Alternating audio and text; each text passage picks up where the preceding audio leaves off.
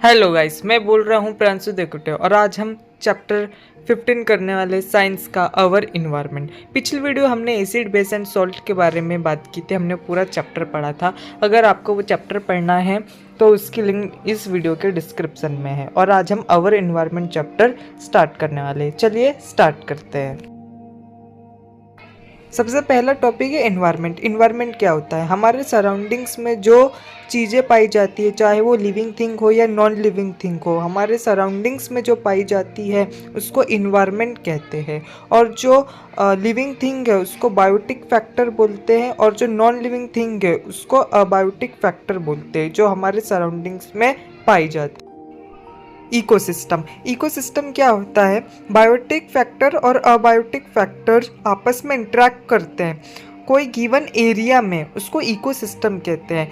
मतलब कि वो कहीं ना कहीं कोई एरिया में कहीं ना कहीं वो डिपेंड होते हैं एक दूसरे के ऊपर, उसको इकोसिस्टम कहा जाता है। बायोटिक फैक्टर मैंने बताया है जो लिविंग फैक्टर्स होते हैं, अबायोटिक फैक्टर जो नॉन लिविंग फैक्टर्स होते हैं, जैसे सॉइल, सनलाइट, वाटर, ये सब अबायोटिक फैक्टर्स होते हैं। और ये कोई गिवन एरिया में डिपेंड करते हैं, एक दूसरे के ऊपर इंटरेक्ट होते हैं एक दूसरे के ऊपर, तो इस सिस्टम को क्या बोलते हैं? इकोसिस्टम बोलते हैं। Example pond ecosystem, grassland. Modes of nutrition, उसके दो मोड होते हैं, autotrophic and heterotrophic. Autotrophic organism क्या होते हैं? ऑटोट्रॉपिक ऑर्गेनिज्म ऐसे ऑर्गेनिज्म होते हैं जिसमें वो खुद का खाना खुद ही प्रिपेयर करते हैं, उसको ऑटोट्रॉपिक ऑर्गेनिज्म कहते हैं। हेटरोट्रॉपिक ऑर्गेनिज्म उसे कहते हैं जिसमें वो किसी दूसरी बॉडी पे, दूसरे एनिमल्स पे डिपेंड करते हैं, उसको हेटरोट्रॉपिक ऑर्गेनिज्म कहते हैं। ऑटोट्रॉपिक ऑर्गेनिज्म के एग्जांपल है प्लांट्स एंड सम बैक्टीरिया। और हेटरोट्रॉपिक ऑर्गेनिज्म के एग्जाम्पल है animals, fungi and some bacteria. Saprophytes. जो सेप्रोफाइट्स होते हैं वो डेड एंड डिकेइंग मटेरियल पे डिपेंड होते हैं। वो डेड एंड डिकेइंग मटेरियल पे अटैक करते हैं और उनके न्यूट्रिएंट्स को अब्जॉर्ब कर लेते हैं, तो ऐसे ऑर्गेनिज्म को सेप्रोफाइट्स कहते हैं।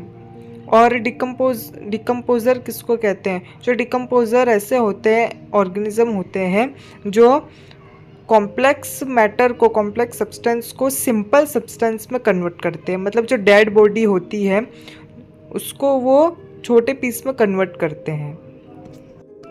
इसका मतलब वो क्लीनिंग का काम करते हैं। इन्वायरमेंट में कोई भी डेड बॉडी हमें दिखाई देती है तो वो थोड़े दिन बाद डिकम्पोज हो जाती है, इसका मतलब उसके छोटे छोटे पीसेस में वो ब्रेक हो जाती है।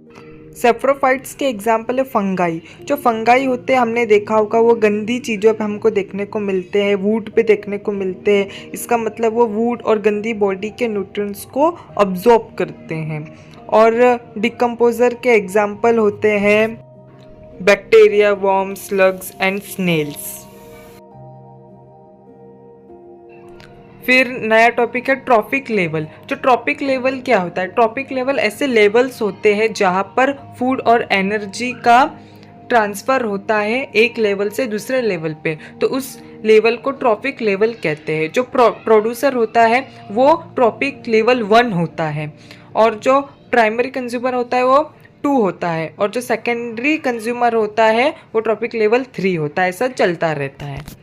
जो प्रोड्यूसर है वो ट्रॉपिक लेवल 1 होता है। वो क्या करता है? प्लांट्स होते हैं प्रोड्यूसर, जो क्या करते हैं? फूड को प्रोड्यूस करते हैं सनलाइट से, सनलाइट एनर्जी से, सोलर एनर्जी को वो लेते हैं और वो ट्रांसफ़र करते हैं प्राइमरी कंज्यूमर पे। जो प्राइमरी कंज्यूमर है वो क्या होंगे? हर्बीवोरस होंगे, जो क्या करते हैं?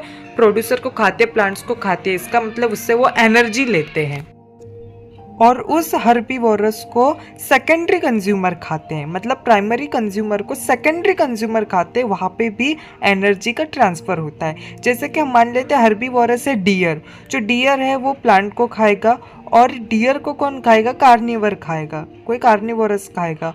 तो इसका मतलब डियर ने प्लांट से एनर्जी ली और वो कार्निवर ने डियर से एनर्जी ली, तो ऐसे ही एनर्जी का ऊपर ऊपर ट्रांसफ़र होता रहता है, इसको ट्रॉपिक लेवल कहते हैं। और लास्ट में डिकम्पोजर होते हैं। जो कार्निवरस हर्निवरस को खाता है तो वो जो बॉडी है उसकी डेथ हो जाती है, तो लास्ट में जो डिकम्पोजर होते हैं वो उस बॉडी को डिकम्पोज कर देते हैं और वो बॉडी ख़त्म हो जाती है। फिर है law of conservation of energy. Law of conservation of energy हम पढ़ते आ रहे हैं, एनर्जी को डिस्ट्रॉय नहीं किया जा सकता और ना एनर्जी को बनाया जा सकता है। In biological system it gets passed from one organism to another across. और जो एनर्जी होती है वो एक ऑर्गेनिज्म से दूसरे ऑर्गेनिज्म में चली जाती है, ये हमने पढ़ा। एनर्जी फ्लो, जो फ्लो है एनर्जी का उसको रिप्रेजेंट किया जाता है पिरामिड से, जो पिछला स्लाइड में था। और जो एनर्जी ट्रांसफ़र होती है एक ट्रॉफिक लेवल से दूसरी ट्रॉफिक लेवल पे, तो वो सिर्फ 10% एनर्जी ट्रांसफ़र होती है एक ट्रॉफिक लेवल से दूसरे ट्रॉफिक लेवल पर। फिर वापस से एक एनर्जी डायग्राम है, जैसे सनलाइट है, सनलाइट प्रोड्यूसर को मतलब प्लांट्स को एनर्जी देता है, फिर उसको हर्बीवोरस खाता है, फिर कार्निवोरस उसको खाता है, फिर टॉप कार्निवोरस उसको खाता है। फूड चेन, फूड चेन एक सीरीज होती है ऑर्गेनिज्म की, जहाँ पर एक ऑर्गेनिज्म दूसरे ऑर्गेनिज्म पे डिपेंड करता है फूड के लिए, उसको फूड चेन बोलते हैं। और फूड चेन के 4 मेजर पार्ट्स होते हैं, सन, प्रोड्यूसर, कंज्यूमर एंड डिकम्पोजर। पहली बात करते हैं सन की। जो सन है वो इनिशियल सोर्स होता है, सबसे पहला सोर्स होता है सन। फिर आता है प्रोड्यूसर। जो प्रोड्यूसर होता है उस सोलर एनर्जी से फूड को प्रोड्यूस करता है, उसको प्रोड्यूसर कहते हैं। एग्जाम्पल है प्लांट्स। जो प्लांट्स होते हैं वो उस सनलाइट से फूड बनाते हैं। कंज्यूमर्स, कंज्यूमर लार्जेस्ट पार्ट होते हैं फूड वेब के, ये प्लांट्स पे डिपेंड करते हैं, वो प्लांट्स को खाते हैं। और जो कंज्यूमर है उसके अंदर सारे लिविंग ऑर्गेनिज्म आ जाते हैं। डिकम्पोजर, डिकम्पोजर के बारे में मैंने बहुत बार बात कर ली है। डिकम्पोजर क्या करते हैं, वो ब्रेक करते हैं डेड बॉडी को, और वो लास्ट स्टेज होता है फूड चेन का। अब बारी फूड वेब की। फूड वेब क्या है? वेब का मतलब होता है जाला। तो फूड वेब में क्या होता है, बहुत सारी चेन्स इंक्लूडेड होती है, बहुत सारी फूड चेन्स इंक्लूडेड होती है। इसमें हम ऐसा दिखाते हैं जिसमें एक प्लांट्स को या एक एनिमल को बहुत सारे एनिमल खा सकते हैं, तो वो डायग्राम दिखाते हैं फूड वेब में।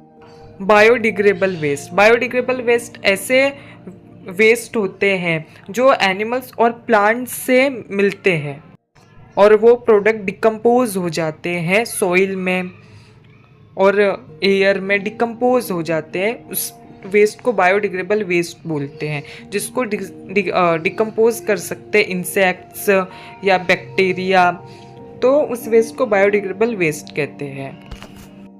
ओजोन लेयर डिप्लेशन, पहले ओजोन लेयर के बारे में समझते हैं। ओजोन लेयर होता क्या है? ओजोन लेयर ऐसी लेयर होती है जो हमारे अर्थ के ऊपर लगी हुई होती है, जो हमें सन की रेडिएशन से बचाती है। सन की अल्ट्रावायलेट रेस हम तक डायरेक्ट ना पहुँचे, इसलिए ओजोन लेयर लगी हुई रहती है। पर जो ओजोन लेयर है वो धीरे धीरे टूट रही है, फट रही है। क्यों फट रही है? क्योंकि हम कुछ केमिकल्स का यूज़ कर रहे हैं, जिस वजह से ओजोन लेयर फट रही है। जो सब्सटेंस ओजोन लेयर को डिप्लीट कर रहा है, उस सब्सटेंस को ओजोन लेयर डिप्लीटिंग सब्सटेंस कहते हैं। वो सब्सटेंस है CFC, क्लोरोफ्लोरोकार्बन। वो ओजोन को डिप्लीट कर रहा है, इसलिए उसकी जगह हम क्लोरोहाइड्रोकार्बन का यूज़ करते हैं। पहले CFC रेफ्रिजरेटर में यूज़ होता था, पर उसका यूज़ अभी बंद हो गया है। जो ओजोन मॉलिक्यूल है वो 3 ऑक्सीजन से बनता है। 1987 में यूनियप यूनाइटेड नेशन एनवायरनमेंट प्रोग्राम ने CFC को बंद कराया था। तो दोस्तों ये चैप्टर यहाँ पे ही ख़त्म होता है। अगर आपको पूरा सिलेबस पढ़ना है तो मेरे चैनल को सब्सक्राइब कीजिएगा, लाइक कीजिएगा और दोस्तों के साथ शेयर कीजिएगा, और पिछली वीडियो भी देखना भूलिएगा नहीं। तो मिलते हैं नेक्स्ट वीडियो में, तब तक के लिए बाय बाय दोस्तों।